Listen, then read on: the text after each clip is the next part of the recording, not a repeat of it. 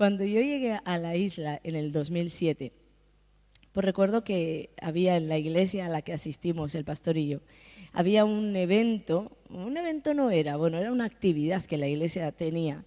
Y recuerdo que en esa actividad pues nos colocaron a todos sentados y nos dijeron que Dios iba a hablar a través de una palabra. Y yo siempre he creído en todo esto, ¿no? Y nos colocaron un papelito delante de cada uno, de cada una de las personas, y yo recuerdo con cuántos nervios quería abrir aquel papelito porque esa era la palabra que Dios me iba a dar. Y cuando ya llegó el momento de abrirla, yo abrí, pues no os voy a mentir, porque fue como no sé, como sensaciones, impresiones, todo encontrado, porque seguramente hubiera querido tener otro tipo de promesa, porque lo que ahí leí era: orad sin cesar. Eso era lo que decía mi papelito. Cuando lo leí, un fuego comenzó a arder en mí. Pero a la vez, pues sinceramente, hubiera preferido que Dios me dijera: te voy a conceder los deseos del corazón, ¿verdad? ¿Para qué mentir? Pero bueno, me quedé con ese impacto. Esto está en 1 Tesalonicenses. Y me quedé con ese impacto, pero a la vez pensaba: bueno, ¿qué tipo de palabra es esta? Orad sin cesar. ¿Cómo voy a hacer para orar sin cesar? Esto más que una promesa, Señor, parece que me estás haciendo una petición. Que yo ore, hable contigo todo el rato. ¿Cómo se hace esto? De alguna manera en mi espíritu yo ya sabía que esto no podía ser en ninguna manera estar arrodillada todo el día. Yo tenía hijos, tenía esposo, la casa, los trabajos. Entonces yo de alguna manera sabía que no podía ir por ahí, pero ahí la Biblia decía: orad sin cesar. Y bueno, esto fue en el año un poco antes de yo tener ese encuentro con el Espíritu Santo. Es como que Él ya me iba como que abriendo camino a lo que nuestra relación iba a ser. Pero no fue sino hasta muchos años después que Él me hizo entender que orar sin cesar no significa otra cosa que una intimidad, una relación estrecha con Dios, una comunicación estrecha con Dios. Es decir, lo que el Espíritu Santo me estaba pidiendo, de la única manera en la que yo iba a poder cumplir el orad sin cesar, era tomar conciencia de su presencia, de que Él estaba ahí para mí todo el día, todos los días, en toda situación, en cada palabra. Cuando una persona, cuando un creyente toma conciencia de esto, puede cumplir el orad sin cesar, porque es como que tu espíritu y el de Él que están unidos y eres consciente de esta unión, tienes una relación ininterrumpida. ¿Lo entendemos? Orar sin cesar no significa otra cosa que esto: una relación ininterrumpida, donde un creyente toma conciencia de que el Espíritu Santo está ahí. Él quería que en cada momento de mi vida yo fuera consciente en las situaciones malas, en las no tan malas, en las situaciones familiares, en las laborales, en las de la iglesia, las cosas que me acontecían. Él quería que yo fuera consciente de que Él estaba para mí, que Él estaba para su iglesia. Ahora bien, ¿por qué es que nos cuesta como que tanto entender esto? Os voy a decir por qué. Porque el Espíritu Santo es dos cosas en su iglesia. El Espíritu Santo es la persona más importante de la iglesia y a la vez es la persona más ignorada de la iglesia. Y todos nos sabemos la teoría. Yo veo a veces los hermanos cómo se defienden con personas de otras religiones que no tienen al Espíritu Santo como Dios.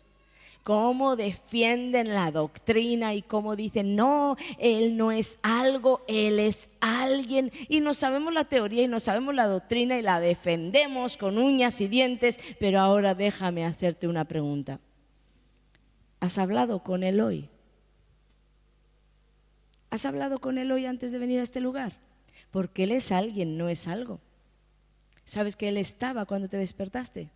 ¿Sabes que desayunabas y Él estaba contigo ahí a tu lado? Él es una persona. Él está dejado por Jesucristo ahí para ti. Defiendes que es una persona, defiendes que no es algo, que es alguien. Has hablado con Él, le has adorado, le has consultado o le has ignorado. Hazte esta pregunta para ti. Nosotros nunca deberíamos siquiera despertar y poner un pie sin decirle al Espíritu Santo, bienvenido a mi vida, porque tú eres la persona que Jesús dejó para mí. Bienvenido. De aquí que Pablo, en 2 Corintios 13, el versículo 14, hablándole a los corintios, dio este versículo tan conocido que habla de la gracia de Jesús, del amor del Padre, de Dios, y de la comunión del Espíritu Santo, ¿verdad? Y dice además que esta comunión sea con todos vosotros. ¿A quiénes les estaba hablando? A la iglesia de Jesucristo. La comunión con el Espíritu Santo sea contigo, iglesia. Y la palabra griega que se usa para comunión es koinonía, que tiene varios significados, pero los más importantes son estos: compañía o compañerismo, participación, unión o intimidad.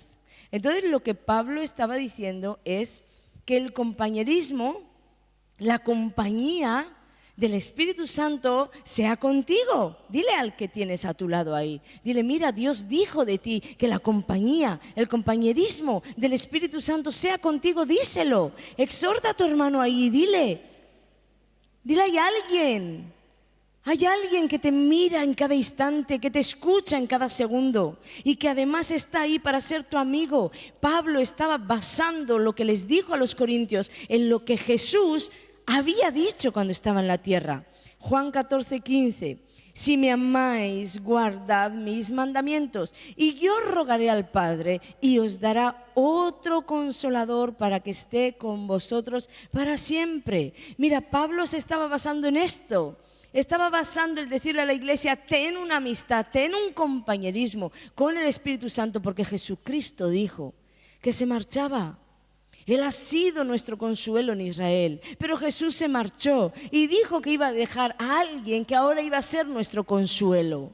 Y cuando uno piensa en un consolador, alguien que te va a consolar, lo primero que te viene a la mente es, bueno, pues este es el que me va a mimar, el que va a consolarme, el que voy a poder derramar las lágrimas delante de él, el que voy a poder contarle mis cosas y él me va a dar esa palmadita en la espalda. Y aunque en parte la palabra consolador para el Espíritu Santo sí tiene una traducción así, en realidad no es la mejor traducción. Esta palabra en griego es paracleto, que significa amigo inseparable para ayudarnos en toda situación. Él es la persona que está desde que te levantas hasta que te acuestas. ¿De qué manera? Inseparable.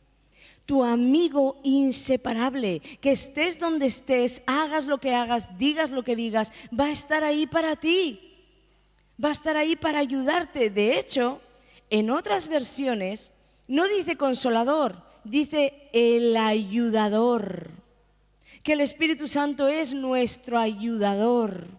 ¿Sabes por qué? Porque otra de las cosas que el Espíritu Santo tiene que hacer con nosotros, con su iglesia, según Pablo, en esa comunión que dice, sea con todos vosotros, según Pablo tiene que ser el Espíritu Santo partícipe de toda nuestra vida.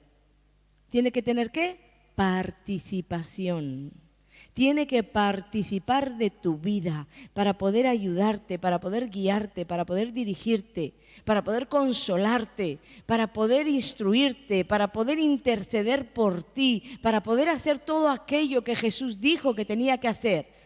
Él tiene que tener una participación en tu vida, porque si no, no vas a escuchar su guía, no vas a escuchar su consejo, si ni siquiera sabes que está. O lo sabes con el intelecto y lo sabes con la teoría, pero no lo vives en la realidad. Tú tienes que darle lugar. Él no se va a hacer un lugar a la fuerza. Tienes que darle lugar. Y ahora dime, ¿cuánto recapacita ahí en lo que estoy hablando y piensa, ¿cuánto el Espíritu Santo participa en tu día? ¿Cuánto el Espíritu Santo participa en tus decisiones, en tus acciones? ¿Cuánto? Él está para ayudarte. Pero nosotros, en lugar de tratar al Espíritu Santo como el ayudador, el que nos ayuda a caminar en la voluntad de Dios, nosotros queremos que el Espíritu Santo sea el ayudador, el que nos ayuda a salir de los líos en los que nos metemos. Por eso siempre estamos rápidos para pedir la ayuda. Ayúdame, Señor. Pero en verdad, no fue para esto que el Espíritu Santo fue dejado por Jesús. Más bien, el Espíritu Santo fue dejado para ayudarte a no entrar en líos, para ayudarte a no entrar en problemas. No tanto para sacarte de ellos, te va a sacar porque es tu amigo inseparable, te va a sacar por gracia, te va a sacar por amor, pero no está en la tierra para sacarte de jaleos, está en la tierra para que tú no entres en ellos. Y me he dado cuenta que las personas verdaderamente no viven así.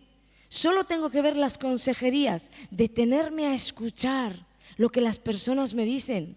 Y a veces quiero confrontarlas porque quiero que despierten de su realidad. Y cuando empiezan a contarme en el lío en el que están, y están ahí ahogadas y asfixiadas contándome en el lío que se metieron, lo que necesito es que esa persona tome conciencia y le digo, detente. En el lío en el que estás, ¿llegaste a él de la mano del Espíritu Santo? Porque si llegaste a él de la mano del Espíritu Santo, tranquila. Lo que tú ves como un problema, Dios lo ve como una oportunidad. Lo que tú ves como un desierto, Dios lo ve como un horno transformador. Estate tranquila, llegaste ahí. Mira, Jesús fue llevado por el Espíritu, ¿a dónde? Al desierto. De la mano del Espíritu Santo Jesús llegó al desierto. ¿Y sabéis con quién se encontró allí? Con el mismísimo Satanás. Pero ¿sabéis qué? Que no estaba en ningún lío, que todo estaba bien. Porque Dios estaba con él y Dios le había hecho entrar en ese desierto. Entonces yo confronto las vidas y le digo, no me importa que me digas que el mismísimo infierno se metió en tu casa, porque tal vez el Espíritu de Dios te dio la mano y te llevó delante del infierno. Pero entonces las personas suelen reaccionar y abren los ojos y ahí se dan cuenta que, no, pero a este lío no me trajo Dios. Porque descubren que ni siquiera consultaron con Dios. ¿Qué pasó? Que no consultaron. ¿Di conmigo? No consultaron al Espíritu Santo, a la persona dejada para ser guía, ayuda, el que dirige, el que intercede, el que consuela. Eso también está bien. Pero a muchos menos nos tendría que estar consolando y secando lágrimas si más caso le hiciéramos. La gran mayoría de las veces he descubierto que la gente se mete en líos porque dejó a Dios a un lado. De alguna manera, tú lo menospreciaste. Menospreciaste a la persona más importante que tienes. Y la Biblia dice que esto suele suceder porque nosotros nos creemos sabios en nuestra propia opinión. Porque nosotros creemos que tenemos el conocimiento de las cosas. Por eso dice en Proverbios, no te fíes, fíate de Jehová, dice, fíate de Jehová de todo tu corazón y no te apoyes. ¿En qué? En tu propia prudencia. Sabía Dios que los seres humanos siempre estamos apoyándonos en nuestra prudencia. No, yo sé, pastora, tranquila, no, yo ya he hecho este recorrido otras veces, tranquila, no va a pasar nada, yo sé. Pero ¿le consultaste al Espíritu de Dios? ¿Le consultaste? ¿O le volviste a dejar a un lado? Porque el peligro está en que hay cosas que son como tan normal o tan obvias que olvidamos consultar al Espíritu de Dios. Entonces, si te metiste en un lío y ahora te ves en ese lío, ¿sabes qué? Te voy a dar un consejo. Como Él no es algo y es alguien, comienza pidiéndole perdón. Perdóname, Señor. Perdóname, porque en lugar de apoyarme en tu sabiduría y en tu prudencia, yo me apoyo en mi sabiduría y en mi prudencia. Nadie se burla de Dios. No pongas tu confianza en otro lado. Ponle oído cuando te habla. Ponle atención. Y si no te habla, ¿sabes qué te digo? Si no te habla, léelo. Es que a mí Dios no me habla como a ti. Bueno, pues léelo. Yo comencé leyendo. Ahí está la escritura. Toda la palabra de Dios es para ti y para mí. Todas sus instrucciones están ahí. Su corazón, lo que le gusta, lo que le disgusta, las normas que tiene, todo está ahí. No lo escucho, lo lees. Lo lees para que Él te pueda dirigir a través de esa lectura. Porque Él es una persona. Y no es una persona que quiere venir aquí y cuando estamos todos adorando, ¿verdad? La presencia de Dios hoy ha sido brutal. Tremendo como el Señor ha estado aquí, pero es que Él no es la persona que quiere venir aquí a visitarte y a echarte una ayudita, o a que tú vengas aquí a visitarle a Él y a que te eche una ayudita. No, es que Él no está solo cuando estamos reunidos, Él está contigo. Cuando despiertas, cuando comes, desayunas, almuerzas, decís aquí, ¿verdad? Cuando almuerzas, cuando cenas, cuando meriendas, cuando enfrentas situaciones, cuando estás contento, cuando estás llorando, Él está contigo y tú necesitas tomar conciencia. Ponte esta meta en este año. Yo voy a tomar conciencia, aunque tenga que entrenar mi mente. Aunque tenga que entrenarla, ¿qué te crees? Que para mí fue fácil. Yo también tuve que entrenar mi mente. Y os dije que comencé poniendo una silla. Y yo le hablaba a esa silla. Y a veces sentía que el infierno mismo se reía de mí. Porque cuando no veía la silla me decía, hablas con la pared, hablas con el techo. Cuando había la silla se reía y se burlaba diciéndome que hablaba con una silla. Pero yo peleé mi bendición. Y en esa silla se sentó una persona. Y se manifestó su presencia. Y hoy tengo conciencia de su presencia 24 horas en un día. Y ríe conmigo, llora conmigo, me disciplina, me corrige aún en las conversaciones. Estoy hablando y él viene y me corrige. Eso no estuvo bien, Ana. Uno no va a poder vivir esa relación si no has tomado conciencia. Él está contigo todo el día y te voy a decir que te ama tanto que todavía está esperando a que tú tomes conciencia de su presencia y le digas, quiero caminar contigo en intimidad. Porque esta fue la última parte que Pablo dijo, o vamos a decir la última definición, es unión, intimidad. Que la unión, que la intimidad, Pablo estaba diciendo a su iglesia, que la intimidad con el Espíritu Santo sea con todos vosotros. Él quiere ser tu íntimo. Y cuando tú haces las dos anteriores, es decir, cuando tú te haces compañero o buscas esta camaradería, esta comunión con el Espíritu Santo, este compañerismo, tomas conciencia de este compañerismo con Él día a día, pues poco a poco tú vas a ir haciéndole partícipe al Espíritu Santo en todo tu día. Y entonces vas a comenzar a vivir en intimidad con Él. Y esos lazos de intimidad cada vez se van a hacer más grandes y más grandes y más grandes, a un punto tal que tú puedes conocer lo que el Espíritu Santo quiere, siente, va a hacer antes de que te lo diga o lo veas hacer. Tú puedes conocer al Espíritu de Dios así. Déjame decirte un ejemplo. Muchas veces cuando salgo con el pastor y vamos a cenar o vamos a comer o a la tarde salimos a tomar algo, muchas veces él pide por mí. ¿Sabes por qué? Porque me conoce tanto que sabe en ese preciso momento, en esa hora del día, en ese restaurante, lo que yo voy a pedir. Si yo voy a querer un café o voy a querer un agua, si voy a querer un dulce o me va a apetecer más un salado. Entonces, como me conoce y tenemos una intimidad tan grande que Él puede de alguna manera representarme, Él va y pide por mí. ¿Por qué? Por el lazo de intimidad que tenemos. ¿Cómo se ha conseguido esto? Año tras año, año tras año. Y alguno dice, ay, claro, pastora, bueno, pues es tu marido. No. Mira, dormir con alguien bajo el mismo techo, comer con alguien en la misma mesa o incluso estar con él todo el día no te garantiza intimidad. Que hay matrimonios que parecen más amigos que amantes. Intimidad es otra cosa. Intimidad es compartir el corazón, complicidad, que tú y él seáis uno. ¿De qué manera? Que tú puedas expresarle todo lo que te sucede. Estoy triste, estoy contenta, me ha sucedido esto. ¿Verdad que es muy diferente a dormir en el mismo bajo el mismo techo, comer en la misma mesa? ¿Verdad que sí? Intercambiar corazones es la garantía de la intimidad. Con el Espíritu Santo es igual que con el matrimonio. Igual. No es cuestión de pasar horas y horas orando. Ahí estaban los fariseos, aquellos que se daban ahí. Yo, y oraban. Y había un pobre que se daba golpes en el pecho. No es pasar horas orando, no es pasar horas sirviendo aquí a la obra. ¿A quién sirves? A la obra o al Dios de la obra? No es nada de esto, es abrir tu corazón con Él. ¿Sabes lo que es? Rendir. Porque es fácil venir, adorar, danzar, tirarte por los suelos. Todo esto es muy fácil cuando se trata de abrir el corazón, sacar la basura, ser disciplinado, corregido. Ya no es tan fácil.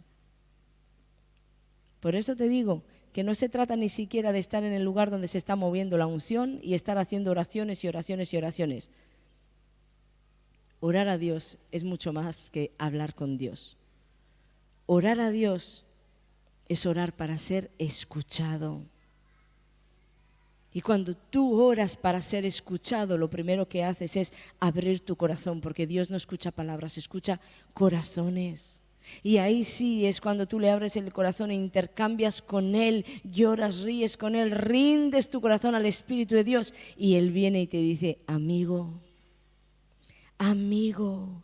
Juan 15:14, vosotros sois mis amigos si hacéis lo que yo os mando. Esto fue lo que dijo Jesús y esto es lo que el Espíritu Santo te dice hoy. ¿Cuántos quieren ser sus amigos? Pues haz lo que Él te manda. Llegarás a una intimidad tan grande. En esta semana yo compartía con unas personas que Dios me golpeó con un versículo de Hechos, haciéndome entender, Ana, puede llegar una unidad entre tú y yo, una comunión, una intimidad en la que tú vayas por delante de mí. Y yo me quedé porque yo siempre soy de las que digo, no te muevas sin Dios. Tú tienes que escucharle bien. Y sigo pensando igual, pero Él me estaba hablando de una intimidad, de una relación tan profunda que sea como mi esposo y yo, que con una mirada sepamos lo que queremos. Y me dio este versículo que dice así en Hechos, porque ha parecido bien al Espíritu Santo, porque le pareció bien. Hay un texto ahí que dice que los discípulos estaban hablando y de pronto dicen ellos, ¿le ha parecido bien al Espíritu Santo y a nosotros? Es decir, ellos habían planeado algo, habían planeado hablar con los gentiles y con algunos judíos de allí, habían planeado algo y cuando vienen a contárnoslo nos dicen, es que al Espíritu Santo les pareció bien. Quiere decir que ellos primero tomaron la decisión y el Espíritu Santo resulta que pensaba como ellos. Llegaron a tener una intimidad con Dios tan grande que sabían lo que Dios podía pensar en un asunto que todavía no estaba escrito. Y Dios me dijo, tú puedes llegar a este tipo de intimidad. Y yo quiero decirte a ti que tú y yo podemos llegar a ese tipo de intimidad. Conocer el corazón de Dios para saber lo que Él desea en cada situación. Te doy una clave. Salmo 25, el versículo 14. La comunión íntima de Jehová es con los que le temen, y a ellos hará conocer su pacto. Este salmo lo escribió el rey David, un hombre que conocía el corazón de Dios, un hombre conforme al corazón de Dios. Y está diciéndonos ahí, la intimidad, la comunión íntima, esa intimidad que tú y yo queremos con Dios, es para los que le temen. Entonces quería saber bien a qué se estaba refiriendo el Señor con comunión íntima y me fui a un diccionario bíblico y decía que el sentido de comunión íntima era amistad cercana, secreto, confidencia, conversación íntima. David nos estaba diciendo, Dios le cuenta sus secretos, le cuenta sus confidencias, tiene conversaciones íntimas. ¿Sabéis con quién? Con sus amigos, con aquellos que tienen una amistad cercana. ¿Y sabéis quiénes son sus amigos? los que le temen. ¿Sabéis que no todo el mundo que dice tener una amistad con el Espíritu de Dios la tiene?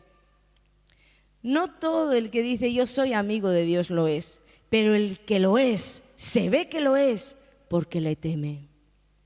Y no estoy hablando aquí de un temor, de terror, de miedo, porque hay, por ejemplo, padres y hijos que tienen una relación de temor, de terror, que esos padres y esos hijos nunca van a llegar a una intimidad porque sus hijos les tienen miedo, de terror.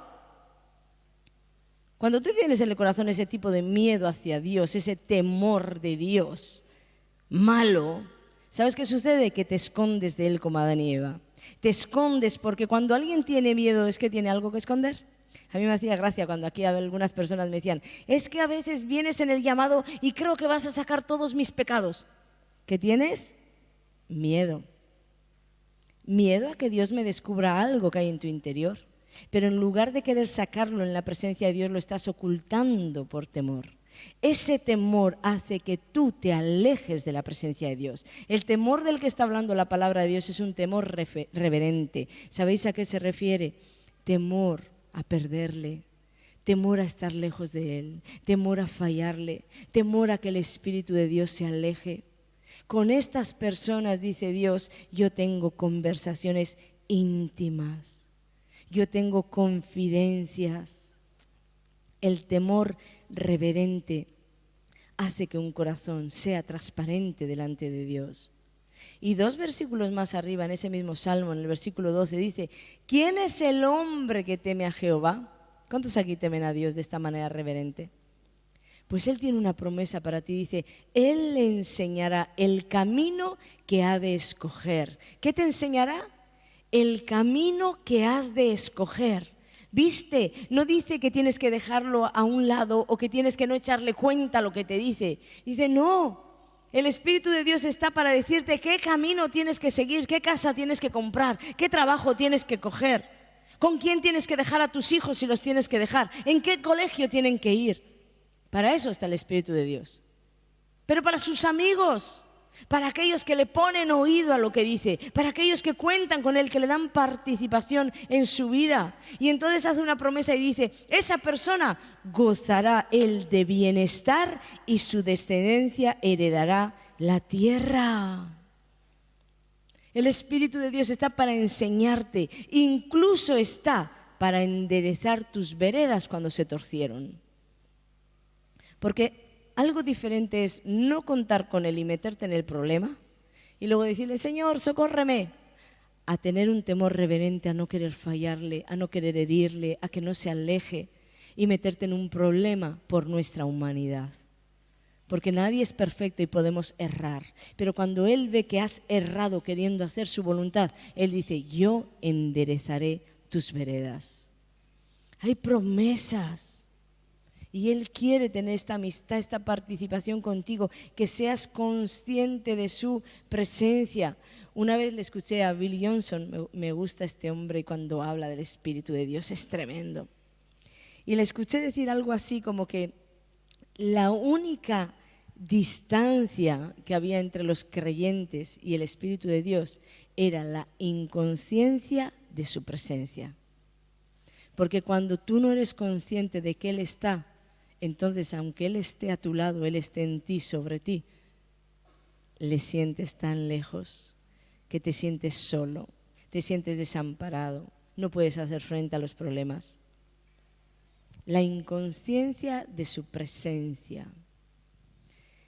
Espíritu Santo, como os decía en el llamado, su nombre es Santo, habita en santidad, habla desde el medio de la santidad de Dios, vive en esa santidad, te guía desde ella.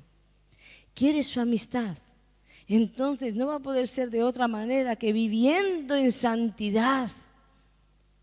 La Biblia dice, sed santos, porque yo soy santo. Y muchos creyentes se traban con este versículo y dicen, eso es imposible. No hay ser humano que pueda ser santo. Sí, sí lo hay. Y te voy a explicar el por qué. Jesús, siendo Dios, decidió voluntariamente bajar a una condición aún más baja que la de los ángeles. Él tomó la condición, la posición de hombre. Se bajó de su posición a la posición de hombre, por debajo de los mismos ángeles, para nacer en un pesebre, para ser escupido, para ser criticado, juzgado, para ser ridiculizado en su ministerio, para ser latigado y finalmente colgado en un madero, ¿sabes? Por ti y por mí. Para que tú y yo pudiéramos portar su gloria y su poder. Lo que Jesús te estaba haciendo era dar un mensaje. Te estaba diciendo, mira, yo no hice milagros en mi condición de Dios, porque si Dios, Jesucristo, hubiera hecho milagros en la condición de Dios, le hubiéramos aplaudido y hubiéramos dicho, ¡wow! Jesús, Dios mismo.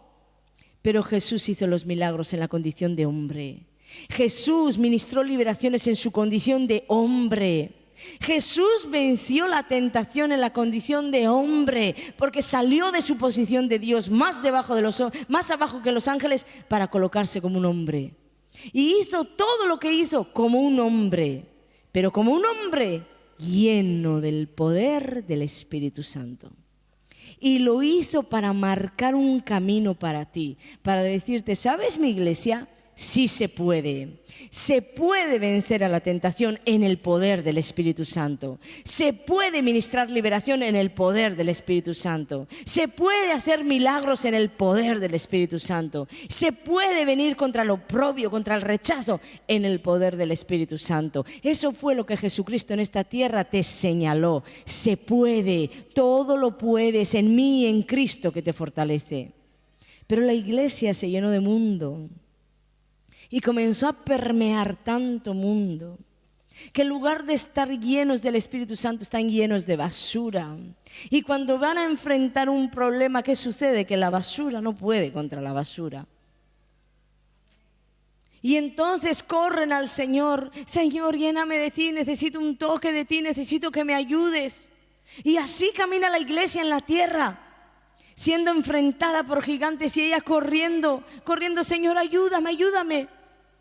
Pero esa no es la posición de la iglesia en esta tierra. La iglesia tendría que estar tan llena del poder de Dios, tan llena del fuego de Dios, que cuando los gigantes vinieran, ella tuviera ya dentro de ella el recurso de decirle, detente, que en el poder del Espíritu Santo yo te puedo mandar salir de aquí. Detente, detente. Pero no es así.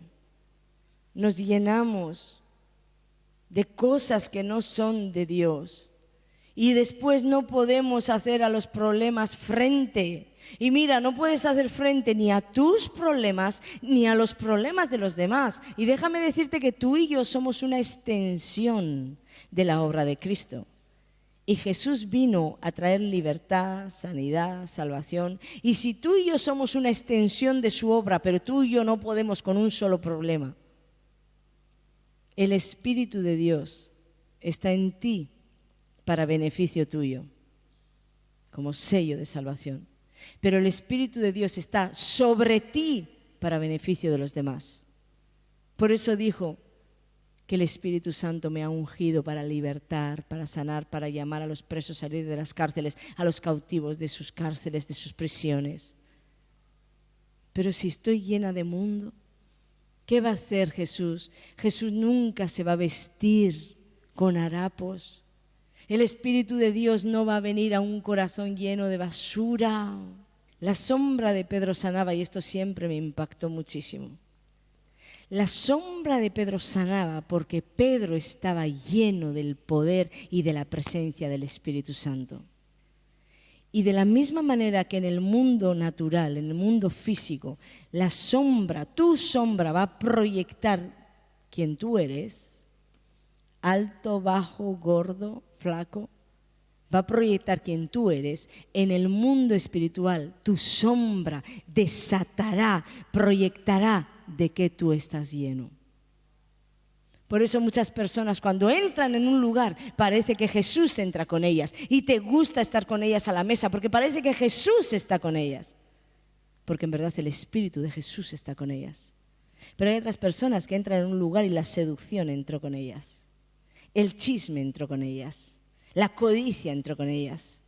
Y comienzan a vomitar de lo que tienen y comienzan a contaminar la atmósfera. Porque su sombra espiritual proyecta de que están llenos. Me gusta mucho escuchar a las personas porque uno enseguida sabe de qué esa persona está llena. Voy a pedir, por favor, los adoradores. Vas a proyectar o desatar aquello de lo que tú estés lleno. ¿Por qué no le decimos al Espíritu Santo: te quiero obedecer porque te quiero conocer? Porque muchas veces le hemos dicho: anhelo conocerte, Espíritu Santo, y me gusta esta canción. Pero en verdad creo que podríamos cambiarla por: anhelo obedecerte, Espíritu Santo, porque obedecerle va a traer conocerle. Va a traer que Él se acerque y que Él te enseñe el corazón del Padre. Dejarme leeros algo que Dios me dijo. Léeles esto. Primera de Juan, en el capítulo 1, el versículo 6 de la traducción al lenguaje actual empieza diciendo: si decimos que somos amigos de Dios y al mismo tiempo que dices que eres amigo de Dios, vivimos en pecado, entonces resultamos ser unos mentirosos que no obedecen a Dios. Pero si vivimos en la luz, así como Dios vive en la luz, nos mantendremos. Di conmigo: nos mantendremos. No pasajero, nos mantendremos unidos como hermanos. Y Dios perdonará nuestros pecados por medio de la sangre de su Hijo Jesús. En la administración te decía: ¿cómo vas a decir que amas a Dios si después tienes excusas para Dios? Para venir delante de su presencia, para orar, para hablar con Él. ¿Cómo vas a decir que le amas? Cuando uno ama a su enamorada, a su enamorado, busca excusas para estar cerca. Pero este texto te está hablando de algo más. ¿Cómo tú vas a decir que amas a Dios y que quieres una amistad con el Espíritu Santo y no quieres cuentas con tu hermano y le estás siempre sacando el fallo a tu hermano, y en lugar de cubrir con el amor la multitud de los errores de tu hermano, le estás señalando cada error? ¿Sabes lo que dice ahí? Que eres mentiroso, mentirosa, y que no obedeces a Dios. Porque quien quiere vivir en unidad con el Espíritu se mantiene unido al hermano. No hay alguien que pueda decir: yo amo lo que Dios ama y aborrezco lo que Dios aborrece, y después viva odiando al hermano, viva sacándole la falla al hermano, viva sin perdonar a su hermano, porque entonces tú estás odiando, no perdonando, sacándole la falla a quien Dios ama. Que Dios aborrece la enemistad, aborrece la división entre hermanos, aborrece las malas palabras, los malos pensamientos. Y tú los cultivas en ti. Y después los sacas por tu boca como portador del infierno, sacando iniquidad contra tu hermano. El Espíritu Santo me dijo: léeles mi carta. Porque quien quiera tener una amistad conmigo tendrá que pasar por ahí. Tendrá que pasar por rendir su corazón delante de mí y decirme: saca la basura. Te bendigo y declaro sobre tu vida en este año una amistad profunda, íntima, con ese amigo inseparable, porque yo sé que tú le vas a rendir el corazón. Comienza diciéndole: aquí te entrego mi corazón, para que juntos saquemos la basura.